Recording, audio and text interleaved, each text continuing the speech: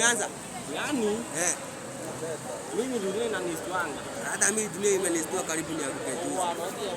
Yaani mimi niliona mwenye alisema maisha alikuwa anajua inaisha.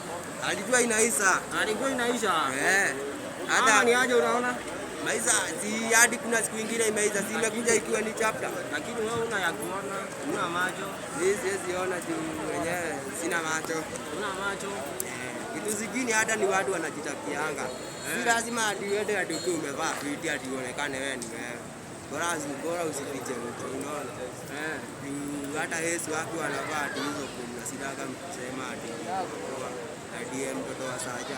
So mtutambua hadi kwa venye si ukuwa tumekaa, unaona? Just zote. Lakini Mrome, kwa nini unaekanga kofia kitu unaangalia mbele?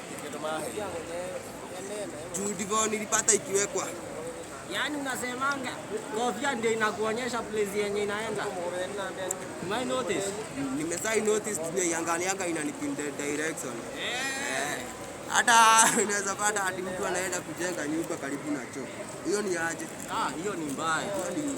Hiyo inaitangwa mbaya sana. Si vizuri. Nyumba at least unaambia mtu wa slippers asitoe undagu na ameweka slippers. Si ataipass. Si ataipass kama pass. Mimi kwanza hatuwezi mitkai. Hata kaa ikuwe meet, hatuwezi meet kazi.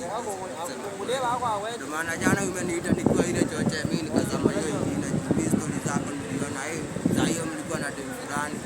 Mimi tuko na yeye fulani. Kwa dakika yote nisikie hiyo wako ni kuzo. Ama hii nilidanganya. Lakini Mrome, mapenzi ilichanganya hata Waswahili. Hata mimi najua alishindwa kukuja na msemo.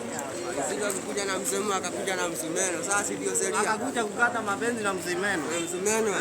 Wakashindwa. Hiyo ni mbaya ama ni ngaya? Hiyo ilikuja gaya. Hiyo si mbaya, ni gaya.